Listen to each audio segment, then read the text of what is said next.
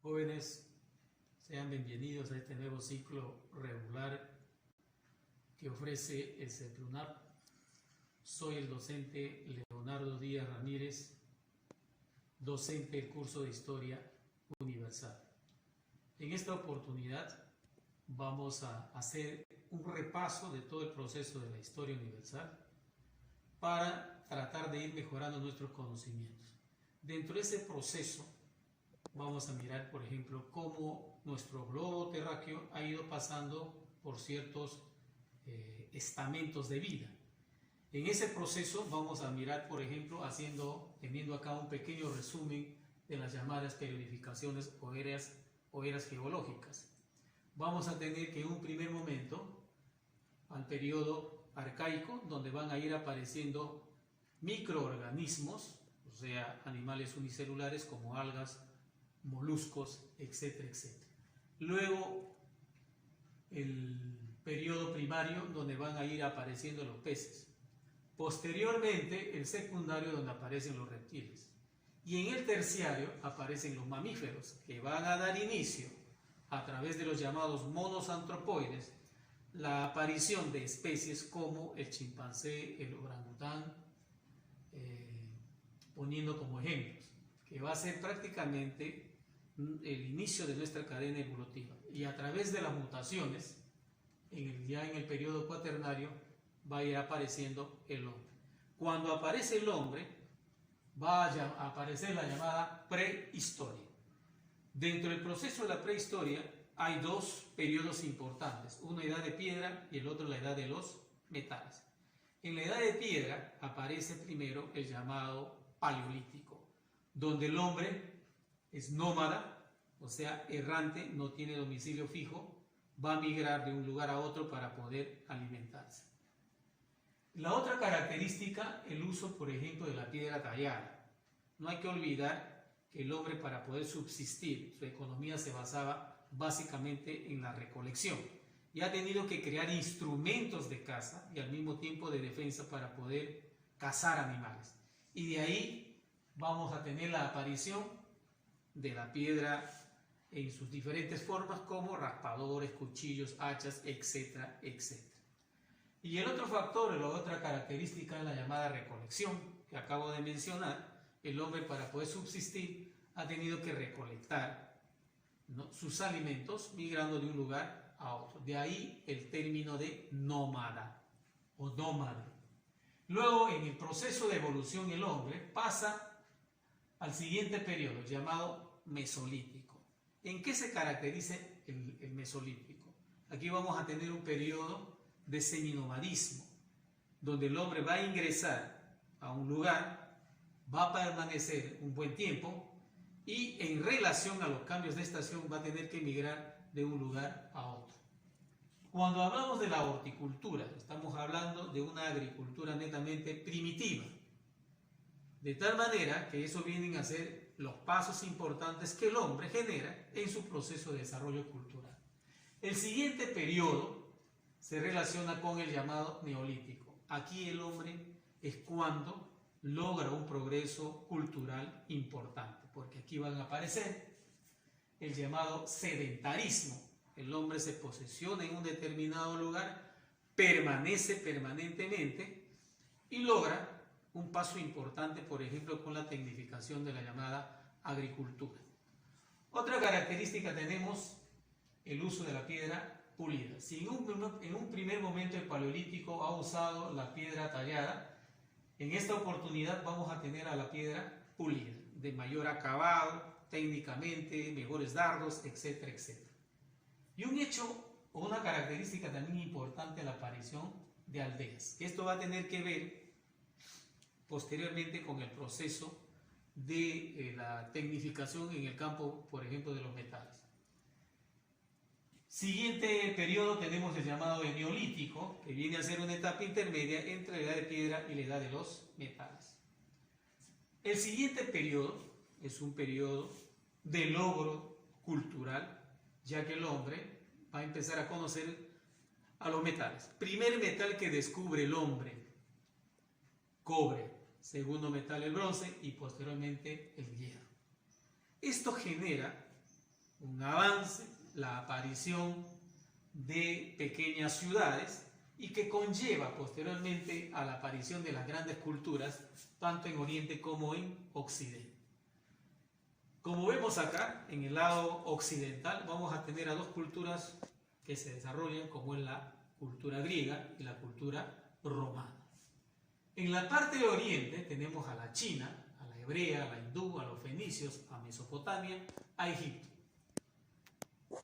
El proceso de desarrollo cultural que generan en estas culturas hace de que la escritura tenga su aparición en ciertos momentos en el desarrollo de ciertas culturas, como es el caso, por ejemplo, de los fenicios, es el caso de Mesopotamia, que ayuda con la escritura cuneiforme, y en el caso de la sociedad egipcia. Hablemos un poco sobre el concepto de historia. Tenemos ahí en el siglo XIV una propuesta importante del sabio musulmán Ibn Khaldun. Planteó una definición de la historia que por su sencillez y claridad es utilizada recurrentemente. La historia estudia las sociedades humanas a lo largo del tiempo. Lo cierto es que toda definición de historia debe conjugar con un mínimo de 3 factores: espacio, sociedad y tiempo. Toda sociedad que ocupa una determinada área geográfica pasa por un proceso en el tiempo, y de ahí que sus estudios, como es el caso por ejemplo de la historia antigua, donde básicamente los historiadores son los que van a utilizar los documentos, los libros, para poder relevar un nuevo conocimiento a la sociedad moderna. Siguiendo con este proceso de la historia, tenemos el concepto de la historia moderna, que pasa por 3 estamentos importantes: su objeto de estudio, su materia de estudio, como también el llamado método histórico. Hablando del concepto de historia, ya a partir del siglo XX se le considera a la historia como una ciencia social, ya que se ocupa del estudio de la parte política, económica, social, cultural de una determinada población. Su objeto de estudio: la historia estudia a los hombres organizados colectivamente en la sociedad. Definitivamente esto pasa por ese hecho, ¿no? Todas las sociedades están organizadas de diferente modo, que lógicamente que a través del tiempo te van dejando un legado histórico importante. Materia de estudio: conformado por los hechos históricos, sucesos destacados, hechos de masa y acontecimientos. Definitivamente, poniendo un ejemplo, la sociedad griega, la sociedad romana. Método histórico: el conocimiento de la historia se obtiene a través de las observaciones directas de los hechos históricos a partir de la información de las fuentes. Orígenes de la historia. Los orígenes tienen un ejemplo importante, como es el relato del pasado, que aparece en la Grecia clásica, donde tenemos la llamada revolución intelectual en el siglo V a.C. Tenemos, por ejemplo, a Pericles, que fue un reformador importante en la sociedad griega. Los antecedentes del relato histórico, como son la poesía épica y las crónicas locales. El relato histórico se diferencia de los anteriores géneros. Por ejemplo, estar escrito en prosa, separar los hechos de las fantasías, estudiar a Grecia en su conjunto y no fijar su relato con una ciudad en particular, como sucedía con las crónicas. El padre de la historia es conocido a un personaje con el nombre de Heródoto de Halicarnaso, cuya innovación radica haber introducido la investigación al conocimiento del pasado y establecer como norma la explicación de lo que se contaba. Su obra fue Historia de los 9 libros de la historia. Y el término de la historia proviene del griego investigación. Cuando hablamos, por ejemplo, de este proceso histórico de la sociedad griega, pasa por 2 estamentos o 2 sociedades muy importantes, como es la espartana y y Atenas. Dado a este proceso, vamos a tener, por ejemplo, sociedades que por su organización difieren del uno al otro. Ya está, bro. Vaya. Espérate, Miguel. Prosiguiendo con este proceso, habíamos hablado de Heródoto. Por ejemplo, realiza la primera descripción analítica de un conflicto bélico, la llamada guerras médicas. Estas guerras médicas suceden entre la sociedad griega y la sociedad espartana. El otro personaje importante, Tucídides, fue el primero en diferenciar las causas de los pretextos, además de eliminar de su relato todo testimonio dudoso. Por el hecho mismo de ser personajes filósofos, entran a un proceso riguroso en cuanto al conocimiento en esos momentos. Se le considera el padre de la historia científica y su nombre cumbre fue la historia de la guerra del Peloponeso, esta guerra que se lleva entre espartanos y atenienses.